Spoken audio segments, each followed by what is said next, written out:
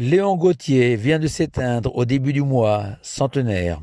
Il était le dernier survivant des 177 Français qui, au sein du commando Kieffer, avaient débarqué en Normandie le 6 juin 1944 lors de la Seconde Guerre mondiale. Un jour où tu n'y étais pas, selon les paroles d'un chanteur populaire. Notre paracha composé cette semaine de deux sidrotes, Matot Massé.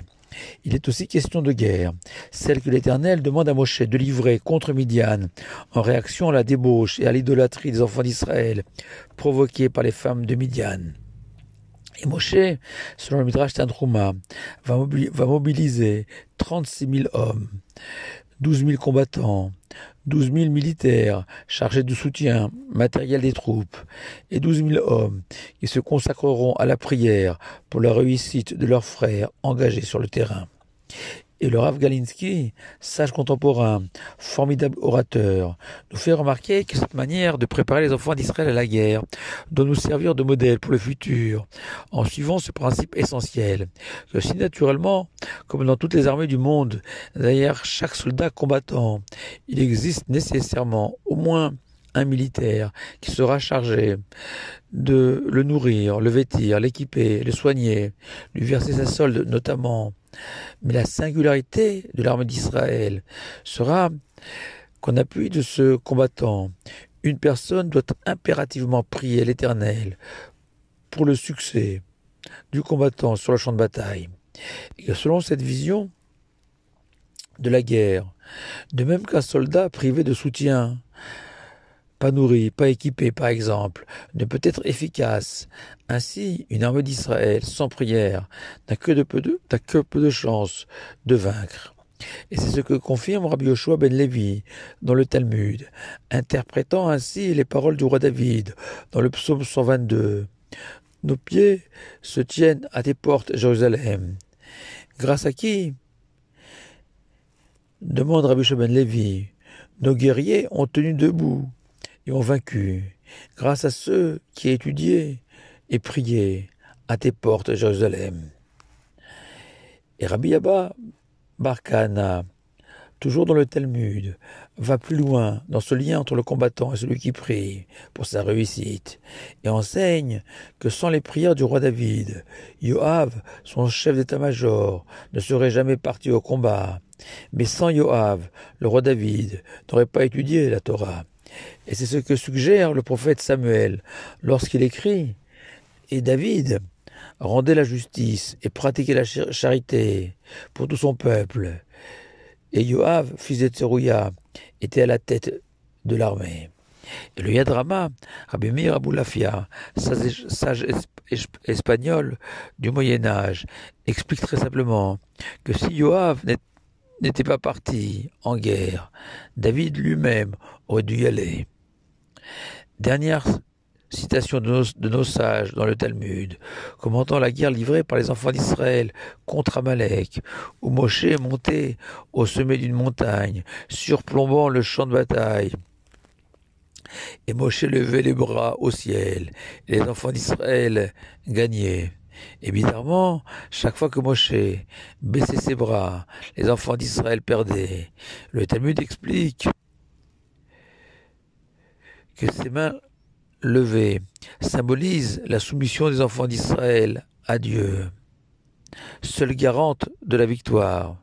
Et inversement, les bras baissés renvoient au refus de nous incliner devant la volonté de notre Créateur, nous entraînant dans la défaite. Mais revenons plus précisément à la guerre des enfants d'Israël contre les Midianim. Et on peut premièrement s'interroger sur la nécessité de prier pour gagner cette bataille, alors que ce combat contre les Midianim était un commandement divin, une mitzvah, un ordre, et qu'a priori, un juif qui accomplit une bonne action, comme poser une mezouza, n'a pas besoin de prier pour sa réussite. Car prier signifie s'attacher au Tout-Puissant, alors que la mitzvah elle-même crée un lien entre l'homme et Dieu. À moins de comprendre que la prière génère cette indispensable énergie à la réussite de toute entreprise, que ce soit une entreprise sur le plan matériel, mais aussi une entreprise sur le plan spirituel. Sans l'aide de Dieu, rien n'est possible.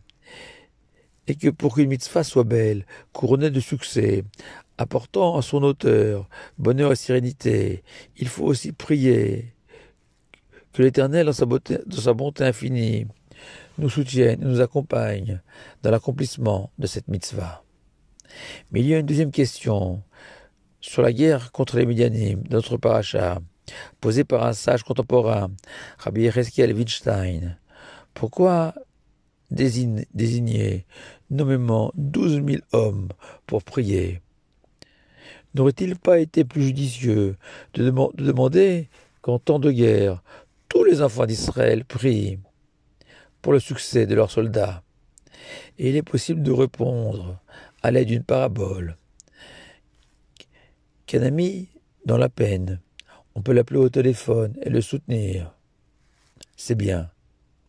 Mais le visiter, ce n'est pas simplement mieux, c'est incomparable.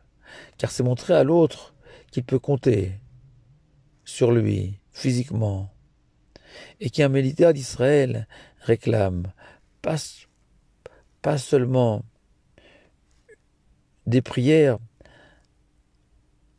adressées de manière anonyme par tout Israël, mais il a besoin de ressentir que son frère est là, présent à ses côtés à chaque instant, tel un copilote dans un rallye, indiquant à chaque instant au conducteur du bolide le chemin à suivre, et que sans les indications du copilote, le conducteur sera perdu, incapable d'avancer, tel un soldat d'Israël, sans la personne priant pour lui. Et le Rav Galinsky fait remarquer qu'il est faux de penser qu'il y a les militaires et ceux qui prient. Non, il ressort des mots de notre paracha qui utilisent les mêmes termes pour désigner les 12 000 soldats en première ligne, les 12 000 militaires en soutien et les 12 000 personnes qui priaient, que tous avaient le même statut de militaire, simplement avec des fonctions différentes. Et c'est tous ensemble que ces 36 000 soldats ont vaincu Midian. Parmi les 177 héros du commando Kiefer, seul représentant tricolore à avoir participé au débarquement en Normandie, 10 furent tués le jour même, puis 10 lors des jours suivants, et seuls 24 d'entre eux terminèrent la campagne de Normandie sans avoir été blessés. Cependant, l'histoire ne dit pas si 177 militaires français priaient pour eux. Shabbat Shalom à vous tous.